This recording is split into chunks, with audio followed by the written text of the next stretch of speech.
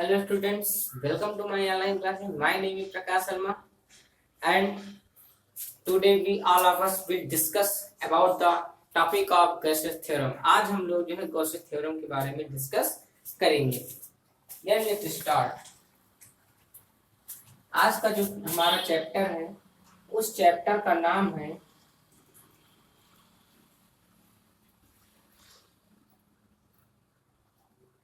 Gauss's theorem. आज हम लोग जो है गॉस की थ्योरम के बारे में डिस्कस करेंगे कि जो है गॉसेस थ्योरम क्या होती है. देखिए, तो आज हम इस पूरे चैप्टर का फुल डिटेल एक्सप्लेनेशन करेंगे. तो इसमें जो आपकी जो सबसे फर्स्ट हेडिंग आती है उसका नाम है आपका एरिया वेक्टर. Area vector.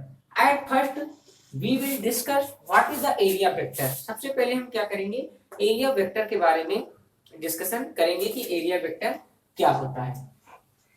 देखिए, जनरली क्या देखते हैं, हमने इससे पहले वाले जब इलेक्ट्रिक फील्ड लाइंस के बारे में हम लोग डिस्कस कर रहे थे, उसकी प्रॉपर्टीज के बारे में पढ़ रहे थे, तो हमने आपको बताया था कि मान लीजिए अगर कोई एक पृष्ठ रखते हैं किसी भी इलेक्ट्रिक फील्ड इंटेंसिटी के परपेंडिकुलर, तो इलेक्ट्रिक फील्ड लाइंस क्या होती है, सबसे ज्यादा इससे होकर गुजर करके जाती है, मतलब इसके ऊपर सबसे ज्यादा जो है फोर्स लगाती है. इस कंडीशन में क्या होता है, मतलब सबसे ज्यादा इसके ऊपर फोर्स लगता है. लेकिन फिर धीरे धीरे क्या करते हैं, जैसे जैसे इसको हम क्या करते रहते हैं, इसको मोड़ते रहते हैं, क्या करते रहते हैं, जैसे जैसे इसकी वैल्यू को हम क्या करते रहते हैं, लगातार चेंज करते रहते हैं. उस कंडीशन में क्या होता है, इलेक्ट्रिक फील्ड लाइंस की संख्या क्या होती है, लगातार वो डिक्रीज होती रहती है, लगातार डिक्रीज होती रहती है. और अंत में जब यही सरफेस क्या हो जाता है, पैरेलल हो जाता है इलेक्ट्रिक फील्ड लाइंस के बिल्कुल सेम उसमें, तो उस कंडीशन में से उस सरफेस से एक भी जो है इलेक्ट्रिक फील्ड लाइंस नहीं गुजरती है. ये बात उस दिन बताया था जब हमने इलेक्ट्रिक फील्ड लाइंस का जब पढ़ा रहे थे. इससे क्या निष्कर्ष निकला कि इलेक्ट्रिक फील्ड लाइंस जो है वो जो हमारा सरफेस एरिया होता है उसके मैग्नीट्यूड, भाई ये क्या है, मैग्नीट्यूड है, मैग्नीट्यूड के साथ साथ उसके ओरिएंटेशन, ओरिएंटेशन मतलब उसका एंगल कितना जो है झुक रहा है, उसके ऊपर भी डिपेंड करता है. समझ में आ रही बात कि नहीं आ रही है, कि मतलब कि अगर कोई एक सरफेस दिया गया है तो उसमें जो है जो भी हमारा सरफेस एरिया दिया जाएगा उसमें जो हमारा एरिया होता है वो उसके मैग्नीट्यूड के साथ साथ जो है उसके ओरिएंटेशन, मतलब किस डायरेक्शन उसको रोटेट कर रहे हैं, 45 डिग्री से कि 90 डिग्री से कि एंटी क्लॉकवाइज की क्लॉकवाइज, उसके ऊपर भी डिपेंड करता है. तो इसी कंडीशन में, इस कंडीशन में क्या होता है, जब ओरिएंटेशन की भी कैलकुलेशन कर लेते हैं तो उस कंडीशन में जो हमारा एरिया होता है, जो हमारा एरिया होता है उसको हम क्या मान लेते हैं, एक वेक्टर से इसको प्रदर्शित कर दिया जाता है. क्या कर दिया जाता है, तो जो जिस वेक्टर से उसको हम डिनोट करते हैं, है ना, उसी को हम क्या कहते हैं, उसका एरिया वेक्टर कह देते हैं. जिसकी दिशा हमेशा पृष्ठ से अभिलंबवत परपेंडिकुलरली बाहर की ओर होती है. मान लीजिए कि अगर जैसे ये सरफेस है तो उस कंडीशन में जो डायरेक्शन होगी इसकी एरिया वेक्टर की जो डायरेक्शन होगी वो सदैव बाहर की ओर हो जाती है. ये है आपका एरिया वेक्टर. मतलब कि एरिया वेक्टर वास्तव में क्या होता है, एक ऐसा वेक्टर होता है किसी भी उसमें जिसकी दिशा सदैव क्या होती है, पृष्ठ से अभिलंबवत बाहर की ओर होती है, परपेंडिकुलर बाहर की ओर होती है. अब यदि मान लीजिए, तो हो गया, इसमें तो निकाल लेते हैं ए वेक्टर. अब यदि मान लीजिए हमारा वो एक ऐसे क्लोज सरफेस है, इस तरह करके है, तो उस कंडीशन में क्या कर लेते हैं भाई, हम मान लेते हैं भाई ये बड़ा पूरा तो एक हमारा ए है, तो उसमें जितने भी कंपोनेंट होते हैं उसमें से एक छोटा कंपोनेंट ले लेते हैं. भाई ये सब तो पूरा एरिया है, तो इसमें से जो छोटा वाला वेक्टर होगा इसका भी क्या होगा, डायरेक्शन तो भाई परपेंडिकुलर बाहर की ओर होगी. तो इस वेक्टर को, मतलब कि टोटल सरफेस एरिया के जो छोटा सा वेक्टर हमें प्राप्त होता है इसी एरिया के कंपोनेंट को, उसे उसका हम जो है सूक्ष्म, ये minimum area vector DA vector कह देते हैं. तो ये है आपका एरिया वेक्टर. मतलब कि एरिया वेक्टर वास्तव में क्या होता है, किसी सरफेस का वह वेक्टर होता है जो उसके ठीक मैग्नीट्यूड के इक्वल होता है, जो भी एरिया होता है उसको, जिसको मान लेते हैं एक वेक्टर के रूप में, तथा जिसकी डायरेक्शन जो है हमेशा सरफेस से बाहर की ओर होती है। तो ये है आपका एरिया वेक्टर। तो इस कंडीशन में जो इसका जो फार्मूला निकल के आता है एरिया वेक्टर का, ये आपका यहाँ से आ जाएगा A vector equal to A या mod of A vector into N cap. N cap क्या है, उसके उसमें जो है यूनिट नॉर्मल कंडीशन में जो यूनिट वेक्टर होता है उसकी डायरेक्शन को बताता है। तो ये हो गया आपका एरिया वेक्टर। समझ में आ गई स्टूडेंट पास। चलिए नेक्स्ट टॉपिक की ओर डिस्कस करते हैं। नेक्स्ट टॉपिक आपका है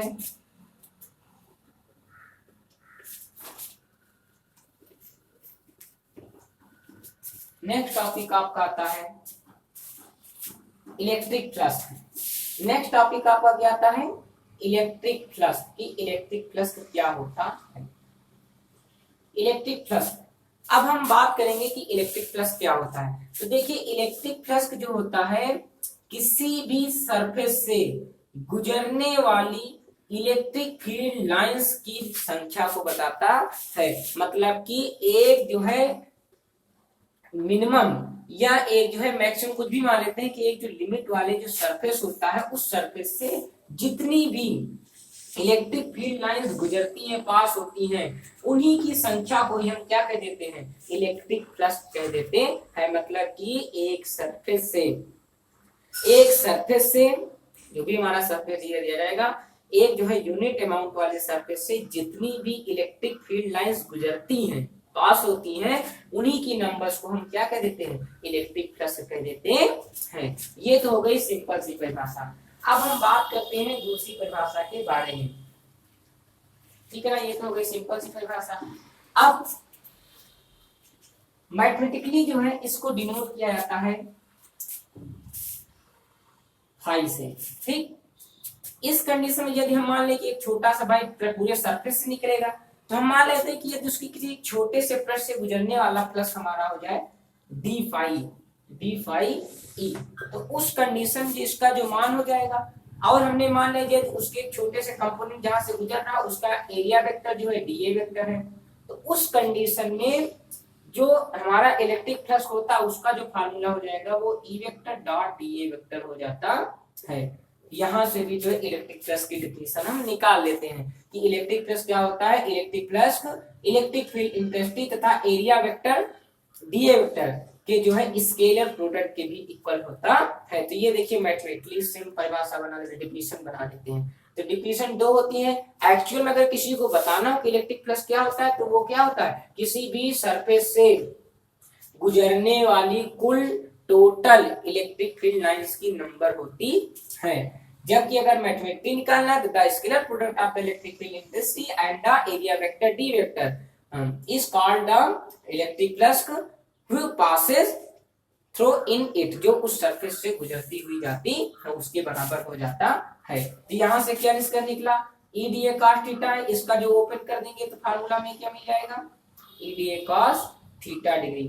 अर्थात इस कंडीशन में जो हमारा इलेक्ट्रिक फ्लक्स आ जाएगा उसका फार्मूला क्या हो जाएगा, ई D A cos of theta. अब देखिए यहाँ पे कंडीशन होती है।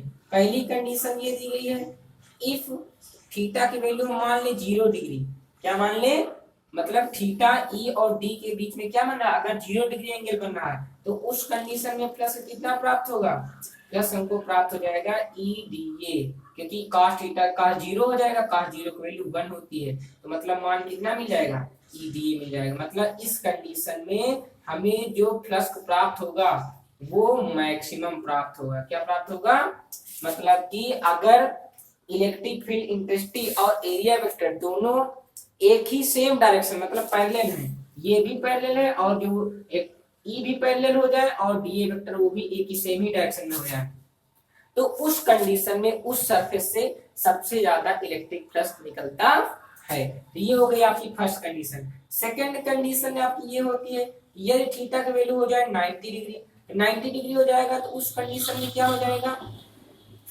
आपका मान प्राप्त हो जाएगा ई डी ए cos 90 डिग्री, और cos 90 की वैल्यू 0 होती है। अर्थात इस कंडीशन में उस सरफेस से कोई भी जो है फ्लक्स नहीं गुजरेगा। मतलब कि जब एरिया वेक्टर ऐसे जाए और ये इधर आ जाए, ये हो गया ई और एरिया वेक्टर की डायरेक्शन इधर की हो रहा है, तो इस कंडीशन में यहाँ से नो फ्लक्स पास होगा, कोई भी प्लस इसमें से नहीं गुजरेगा।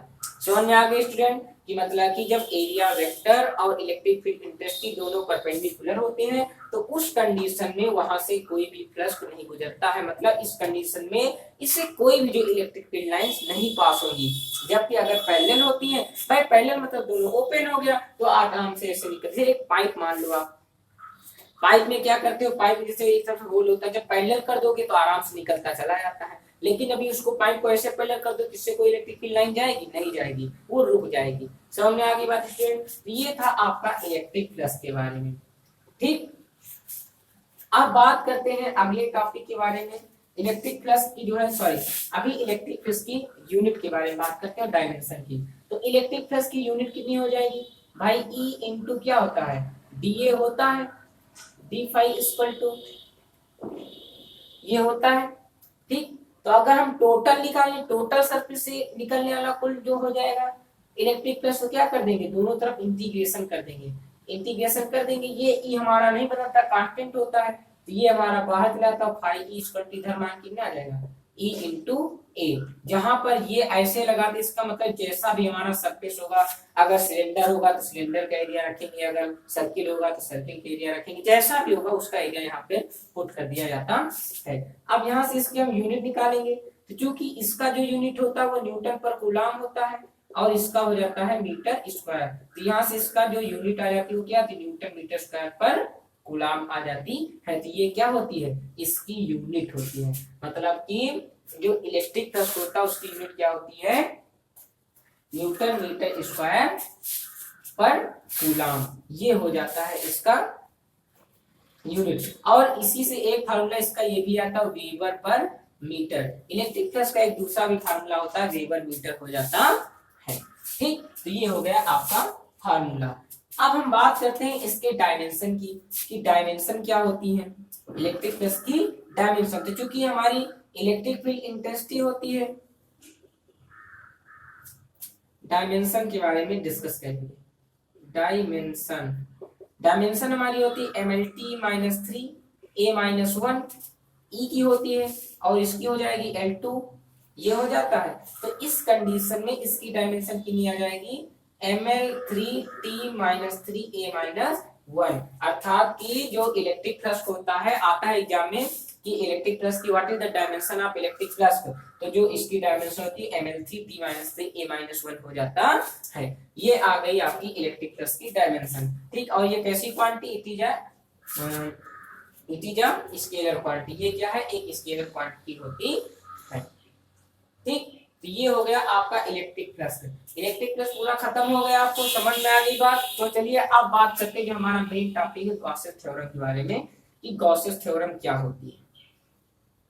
देखिए गॉसेस थ्योरम जो होता है वो ये होती है कि मान लीजिए कोई भी एक, अगर हम ऐसे क्लोज सर्कल ले लें जो बंद करते हैं, ठीक, जिसमें उसका एक छोटा, भाई ये टोटल एरिया है, तो इसका एक छोटा सा होगा पृष्ठ, ये हमारा मान लीजिए हो जाएगा डीए वेक्टर। तो उस कंडीशन में इस वेक्टर डीए से, या इधर मान ले या इधर मान ले, कहीं पर भी मान ले रहे हैं हम, तो इस वेक्टर डीए से कितना यूनिफॉर्म इलेक्ट्रिक फील्ड की डायरेक्शन भी उधर की हो रही है, तो इस वेक्टर डीए से जितना भी फ्लक्स गुजरता है, गॉस जी ने अपने उसमें यही बताया था कि एक जो एरिया वेक्टर होता है उससे जितना भी फ्लक्स गुजरता, मतलब इलेक्ट्रिक फील्ड लाइंस गुजरती हैं, उनकी जो संख्या होती है वो उसके सेंटर पर उपस्थित जो चार्ज होता है उसके 1/ε0 टाइम्स जो है गुना होता है, 1/ε0 टाइम्स होता है। यही उन्होंने बताया था कि मतलब भी किसी भी क्लोज्ड सरफेस से गुजरने वाला जो total electric field, electric flux होता है, वो उस सरफेस के सेंटर पर उपस्थित टोटल चार्ज के 1/ε0 टाइम्स गुना होता है। लिखोगे क्या definition, the total electric flux passing through the isolated Gaussian surface is 1/ε0 times of the charge which is situated in the center of the Gaussian surface उसके जो सेंटर पर प्रेजेंट होता है उसके ये इक्वल होता है। ये जो है आपको इसमें बताया जाता है कि मतलब ये जो क्या होगा, इसके जो है सेंटर के इक्वल होने के बराबर होता है। तो ये है आपका गॉसियन सरफेस। कि गॉसियन सरफेस में ये होता है कि किसी भी क्लोज सरफेस या गॉसियन सरफेस में से गुजरने वाला कुल विद्युत प्रस्थ या इलेक्ट्रिक प्रस्थ उससे परिबद्ध या उसके सेंटर पे उपस्थित कहीं पे उपस्थित हो, जो उसके क्या है उसके सेंटर उपस्थित कुल चार्ज का 1/ε0 टाइम्स गुना होता है। तो ये है आपका गॉसियन थ्योरम की डिफिनेशन। मतलब कि किसी भी गॉसियन सरफेस से गुजरने वाला जो कुल चुंबकीय फ्लक्स कुल इलेक्ट्रिक फ्लक्स होता है वो उस सरफेस से गॉसियन सरफेस से परिबद्ध या रिलेटिव चार्ज के 1/ε0 टाइम्स गुना होता है। ये जो है आपकी डिफिनेशन होती है। समझ में आ गई बात स्टूडेंट? तो ये है गॉसियन थ्योरम कि किसी भी सरफेस से गुजरने वाला टोटल इलेक्ट्रिक फ्लक्स उस सरफेस से परिबद्ध रिलेटिव चार्ज के 1/ε0 टाइम्स होता है, 1 टाइम गुना होता है। समझ में आ गई बात नहीं आ गई? तो अब हम चलते हैं इसको प्रूव करते हैं कि ये कैसे होता है। देखिए प्रूव करते हैं कि ये जो वैल्यू आई है ये कैसे आई है। जैसे मान लीजिए हमारा कोई सरफेस हमने मान लिया है, ठीक। अब हम प्रूव करेंगे कि ये कैसे इसका मान होता है। ठीक, हमने मान लिया इसके यहाँ सेंटर पे एक चार्ज क्यों रखा हुआ है, ठीक है ना। जहाँ पे इसका एक छोटा सा वेक्टर है वो हमारा यहाँ पे दिया गया है, जो हमारा डीए वेक्टर है, ठीक। और इसी के जो सेम डायरेक्शन में भाई चार्ज यहाँ है, तो ये जो यूनिफॉर्म इलेक्ट्रिक फील्ड इंटेंसिटी वो सब तरफ एक समान होगी। हमने मान लिया वो ई वेक्टर है, ठीक। और इनके बीच का जो एंगल होगा वो भी दोनों सेम है, तो वो तो 0 डिग्री आ ही जाएगा। ठीक, दोनों सेम डायरेक्शन में दी गई है। ठीक, तो अब हम प्रूव करने जा रहे हैं कि गॉस की थ्योरम क्या होती है, ठीक। और इससे r दूरी पर स्थित क्या है, एक पॉइंट P है जिस पर हमें जो है इलेक्ट्रिक फील्ड निकालना है। देखिए इसका हम प्रूव करने जा रहे हैं गॉस की थ्योरम कैसे आती है। इसके लिए हमने मान लिया क्या, लेट अ पॉजिटिव चार्ज की is situated at a closed Gaussian surface क्या है, सेंटर पर जो है 1.4 P रखा है। जिससे क्या करते हैं, चारों ओर हम क्या करते हैं गॉसियन पृष्ठ खींच लेते हैं, ड्रा कर लेते हैं, है ना। जिससे r डिस्टेंस पर क्या है, एक पॉइंट P है जिस पर हमें क्या करना है, इलेक्ट्रिक फील्ड इंटेंसिटी की कैलकुलेशन करनी है। हमें इस पॉइंट पर निकालना है कि इलेक्ट्रिक फील्ड इंटेंसिटी की वैल्यू कितनी होगी। ये इससे जो है r दूरी पर स्थित है, r दूरी पर स्थित है जिस पर हमें क्या करना है, इलेक्ट्रिक फील्ड इंटेंसिटी की कैलकुलेशन करनी है। जबकि उस कंडीशन में इनके और इनके बीच का जो एंगल बन रहा है वो थीटा बन रहा है। क्या बन रहा है, ई वेक्टर और डीए वेक्टर के बीच में जो एंगल है वो थीटा डिग्री बन रहा है। और ये यहाँ से r डिस्टेंस पे प्रेजेंट है। तो आपको क्या करना है, इनके बीच की वैल्यू निकालना है, ठीक है ना। और जो यहाँ पृष्ठ पर एंगल बन रहा है, जो हमारा सॉलिड एंगल होता है वो डी ओमेगा दिया गया है, डी ओमेगा, ठीक है ना। देखिए अब देखो बात, ये डी ओमेगा के साइड एंगल क्या होता है, तो किसी भी गॉसियन सरफेस के सेंटर पर जो एंगल बना होता है उसे हम कह देते हैं, उसका सॉलिड एंगल कह देते हैं, जिसे डी ओमेगा से डिनोट किया जाता है। क्या कर दिया जाता है, डी ओमेगा से डिनोट करते हैं। जहां पे इसकी जो वैल्यू आती है वो d A cot theta upon r square होती है। ये सिलेबस से हटा दिया गया इसलिए इसको ज्यादा बता नहीं रहे हैं, लेकिन फिर भी थोड़ा सा इसको मैं यहाँ पर आ गई बात तो समझाते हैं प्रेजेंट में कि किसी भी गॉसियन सरफेस के सेंटर पर बना कोण उसका जो है सॉलिड एंगल कहला देता है, जिसकी value d A cot theta upon r square होती है। और जो टोटल एंगल होता है ओमेगा का, उसकी जो वैल्यू आ जाती है वो 4 पाई होती है, ठीक है ना, 4 पाई स्टेरेडियन। तो ये इसकी जो है वैल्यू आती है, इसकी ज्यादा जरूरत है नहीं इसलिए इसको ज्यादा हमको नहीं करना है, ठीक। अब हम बात करते हैं, इसको सॉल्व करते हैं। तो बात समझ में आ गई कि हमने क्या मान लिया, गॉसियन सरफेस मान लिया जिसके सेंटर पर क्या है, पॉजिटिव चार्ज क्यों रखा हुआ है, जैसे r डिस्टेंस पर एक पॉइंट P है जहां पर हमें क्या करना है, इलेक्ट्रिक फील्ड इंटेंसिटी की कैलकुलेशन करनी है। सॉरी, जहां से हमें क्या करना है, इस पॉइंट P से इस जो है तो उस कंडीशन में इससे गुजरने वाला टोटल इलेक्ट्रिक फ्लक्स निकालना है, उसका सॉल्व कर लेंगे, ठीक। तो प्रूफ में क्या करने जा रहे हैं, तो उस कंडीशन में क्या हो जाएगा, इस क्षेत्रफल एरिया वेक्टर डीए से गुजरने वाला जो टोटल हमारा प्लस हो जाएगा। Then electric flux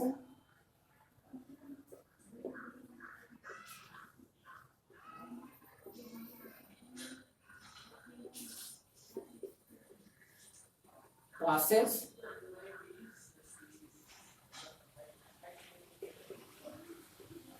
through the area vector d vector से गुजरने वाला हो कितना हो जाएगा, d phi E equal to E vector dot d A vector हो जाएगा। हो जाएगा कि नहीं हो जाएगा? इसके लिए प्रोडक्ट के इक्वल होता है, क्योंकि इनके बीच में एंगल बनना है थीटा, तो यहाँ से इसकी वैल्यू कितनी आ जाएगी, E D A cos theta आ जाएगी। क्या आ जाएगी, E D A cos theta आ जाएगी। ये हो जाएगा आपका मान D phi E. Equal to क्या होता है, किसी भी पॉइंट चार्ज की ओर जो इलेक्ट्रिक फील्ड इंडक्स की उसका फार्मूला क्या होता है आप जानते ही हैं, 1/4 पाई एप्सिलॉन नॉट इनटू ये आपका हो जाएगा डी ए कॉस थीटा हो जाएगा। इतनी बात समझ में आ गई, into Q upon r square, ये हो जाएगा आपका मान। तो ये हो गया आपका सिंपल के लिए। तो इस कंडीशन लिखोगे, show the total electric flux, total electric flux. इस कंडीशन में टोटल इलेक्ट्रिक फ्लक्स जो पास होगा वो कितना हो जाएगा, टोटल सरफेस से कितना पास हो जाएगा, दोनों को इंटीग्रेशन कर देंगे, इधर तुम्हारा फाई ई आ जाएगा, इसका इंटीग्रेशन करेंगे तो ये आपकी वैल्यू बाहर आ जाएगी 1/4 पाई नॉट इनटू क्यू। भाई इतना नहीं बदलेगा, अंदर वाली चीजें क्या हो जाएंगी, d A cos theta upon r square, ये आपका क्या हो जाएगा, बदल जाएगा। समझ में आ रही बात कि नहीं आ रही है? ये आपकी इतनी वैल्यू क्या हो जाएगी बता। और यहां से देखो D A cos theta upon square किसके इक्वल होता है, डी ओमेगा के होता है। किसके होता है, तो इसके प्लेस में हम क्या राइट कर सकते हैं, 4 पाई एप्सिलॉन नॉट इनटू इसके प्लेस पर राइट कर देंगे डी ओमेगा राइट कर देंगे। क्या राइट कर देंगे, डी ओमेगा राइट कर देते हैं। तो इस कंडीशन में यहां से क्या डिस्कस निकाल लेंगे हम, जो टोटल प्लस हमारा आएगा वो कितना हो जाएगा।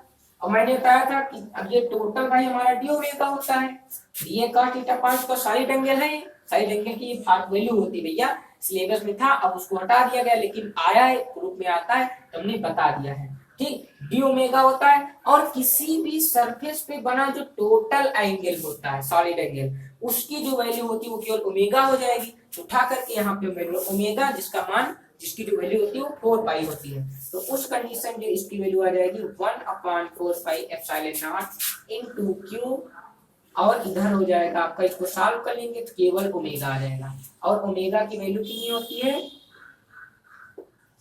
क्यू इंटू 4 पाई, 4 पाई होता, 4 पाई से 4 पाई कट गया, अंतिम वैल्यू क्या बनी, क्यू अपॉन एप्सिलॉन नॉट। यही जो है किसी भी, यही क्या है, this is the Gauss's theorem, यही गॉसेस थ्योरम कहलाती है कि किसी भी गॉसियन सरफेस से गुजरने वाला, किसी भी एरिया वेक्टर से गुजरने वाला जो टोटल इलेक्ट्रिक फ्लक्स होता है, उस पृष्ठ से सरफेस से परिबद्ध कुल इलेक्ट्रिक चार्ज का 1/एप्सिलॉन नॉट टाइम्स गुना होता है। ये था आपका गॉसेस थ्योरम। समझ में आ गया स्टूडेंट, बात क्लियर हो गई एकदम, ठीक है। तो चलिए आगे बढ़ते हैं अगले टॉपिक के ऊपर। अगला टॉपिक हमारा है गॉस की थ्योरम के आधार पर कूलाम के नियम का प्रूव करेंगे। मतलब अब गॉस की थ्योरम से हम प्रूव करेंगे कूलाम के नियम, मतलब गॉस की थ्योरम से कूलाम का नियम हम कैसे लेकर आते हैं उसके बारे में आगे बढ़ते चले जाएंगे।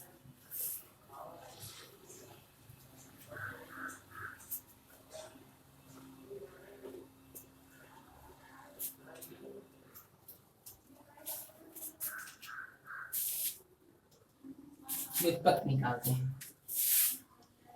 ऑन द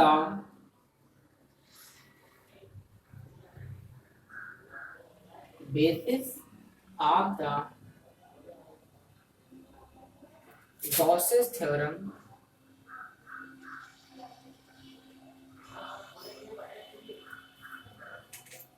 द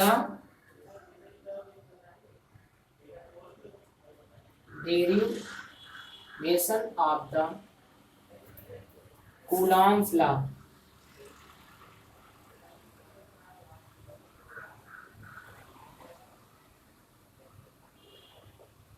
मतलब कि गॉस की थ्योरम के आधार पर कूलॉम्स लॉ को हम कैसे प्रूव करते हैं, इसकी उत्पत्ति कैसे होती है, ये आपको प्रूव करना है। मतलब कि गॉस की थ्योरम से हम किस प्रकार से कूलॉम के लॉ को प्राप्त कर सकते हैं, कैसे उसे गेट कर सकते हैं, इसके बारे में इस डेरिवेशन में हम लोग डिस्कस करेंगे। तो क्या होता है, इसके लिए सबसे पहले क्या मानेंगे, हम मान लेते हैं let a point charge is situated in a medium free space में रखा हुआ है, जिससे क्या होता है, आर दूरी पर स्थित एक पॉइंट पी है जिस पर हमें क्या करना है, इलेक्ट्रिक फ्लक्स की गणना करना है। इसके लिए क्या कर लेंगे, हम क्या कर लेंगे, Q से और P से होता जाता हुआ क्या करते हैं, एक गोलीय स्फेरिकल गॉसियन सरफेस ड्रा कर लेते हैं, है ना, जहां पर इसका जो क्षेत्रफल वेक्टर है वो हमारा है डीए वेक्टर, और इसके बीच में जो इलेक्ट्रिक फील्ड इंटेंसिटी है वो भी दोनों सेम डायरेक्शन में हो जाएंगे। क्योंकि ये स्फेरिकल है, स्फेयर है, तो इस कंडीशन में दोनों क्या होंगे, सेम डायरेक्शन में होंगे। क्योंकि किसी भी जो गोला होता है, हमारा जो सर्किल गोला होता है, स्फेयर होता है, उसमें जो इलेक्ट्रिक फील्ड इंटेंसिटी होती है वो हर तरफ सेम डायरेक्शन में प्रेजेंट होती है। तो उस कंडीशन में क्या हो जाएगा, यहाँ पर जो इलेक्ट्रिक फील्ड और जो डीए वेक्टर होगा दोनों सेम डायरेक्शन में होंगे, मतलब उनके बीच में एंगल जो बनेगा वो क्या बनेगा, 0 डिग्री का बनेगा। Very good. और हमने मान लिया इससे r डिस्टेंस पे क्या है, एक पॉइंट P है, जिस पर हमें जो है इलेक्ट्रिक फ्लक्स की गणना करना है। आप निकाल लेंगे, उसका सॉल्व कर लेंगे, आंसर आ जाएगा। ठीक है ना, लिखो क्या, ठीक, हमने इसके लिए क्या कर लिया था, एक जो है इमेजिनेटिव गॉसियन सरफेस हमने यहाँ पर ड्रा कर लिया था। लिखो क्या, सो इतना लिखने के बाद में सबसे पहले क्या लिखोगे, let a point charge Q is situated in the point O। ये क्या है, एक जो है Q चार्ज स्थित है, हमने ये मान लिया, ठीक है ना। इससे क्या करना है, from which the distance r a point P is situated in which we have to find the electric field intensity due to this point charge। तो इसके लिए क्या कर लेते हैं, सबसे पहले एक हम कहते हैं and then from the find the electric field intensity we draw a imaginative spherical surface in which the area vector dA and E electric field intensity is in the same direction, then the electric flux passes through the vector dA vector, then yes, so the electric flux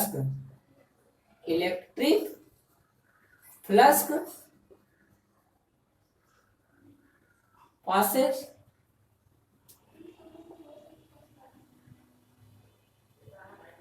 through the area vector dA vector से गुजरने वाला जो electric flux कितना हो जाएगा, आप लोग जानते हैं डी फाई इक्वल टू कितना हो जाएगा, ई वेक्टर डॉट डीए वेक्टर हो जाएगा। दोनों चूंकि अब इसको ओपन कर देंगे फार्मूला, तो क्या आ जाएगा, ई डीए cos 0 डिग्री, क्योंकि दोनों क्या है, सेम डायरेक्शन दिए गए। तो इस कंडीशन में हमारी वैल्यू क्या आ जाएगी, केवल ई डीए आ जाएगी। क्या आ जाएगी, ई डीए। तो इसलिए जो क्या निकालेंगे, टोटल सरफेस से गुजरने वाला जो टोटल हमारा हो जाएगा, मान कितना आ जाएगा, लिखो क्या, देन टोटल सरफेस से गुजरने वाला जो कुल चुंबकीय फ्लक्स इलेक्ट्रिक फ्लक्स हो जाएगा वो कितना आ जाएगा, ई हमारा कांस्टेंट है, बाहर हो जाएगा, डीए वेक्टर का क्या कर देंगे, इंटीग्रेशन कर देंगे।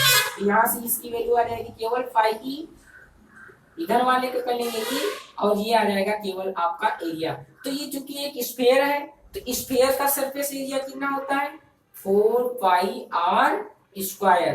तो ये आ गई आपकी फाई ई की वैल्यू। फाई ई की वैल्यू कितनी आ गई, ये आप कमेंट, इसको मान लेंगे question number first. But from Gauss's theorem,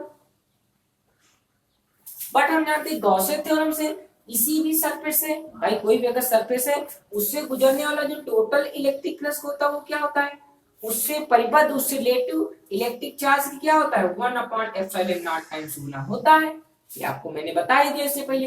तो ये फाई ई इक्वल हो जाएंगे, तो from equation first and second से क्या हो जाएंगे, आरएचएस भी आपस में इक्वल हो जाएंगे। Now from equation first and second ये दोनों क्या हो जाएंगे, इक्वल हो जाएंगे। तो इस कंडीशन में यहां से वैल्यू कितनी आ गई, E into 4 pi r square equal to Q upon epsilon naught हो जाएगा। हम यहाँ से ई की वैल्यू निकालेंगे तो कितना जाएगा, इसको उधर भेज दो तो वैल्यू हमको कितनी मिल जाएगी 1/4 pi epsilon naught Q upon r square हो जाएगा। ये आ गई आपकी इलेक्ट्रिक फील्ड डेंसिटी। अब यदि हम मान लें इफ ए, अब हम मान लें कि यदि पी पर क्या है, एक टेस्ट पॉजिटिव चार्ज Q0 स्थित हो जाए, मान लेते हैं भाई, तभी हम फोर्स निकाल पाएंगे। If a test positive charge, if a test positive charge Q0 is situated on point P, point P पर क्या मान लेते हैं कि एक जो है टेस्ट पॉजिटिव चार्ज Q0 यहाँ पे प्रेजेंट है, तो उस कंडीशन में इसके इस चार्ज के कारण इस पर जो लगने वाला फोर्स हो जाएगा वो कितना हो जाएगा 1/4 पाई एप्सिलॉन नॉट भाई F इक्वल टू क्या होगा, इलेक्ट्रिक फील्ड इंटेंसिटी की डेफिनेशन से F equal to E into Q0 होगा।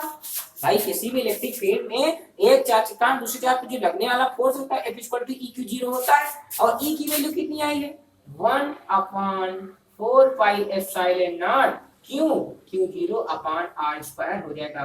और यही क्या है आपका कूलम्ब्स का law, that is the Coulomb's law.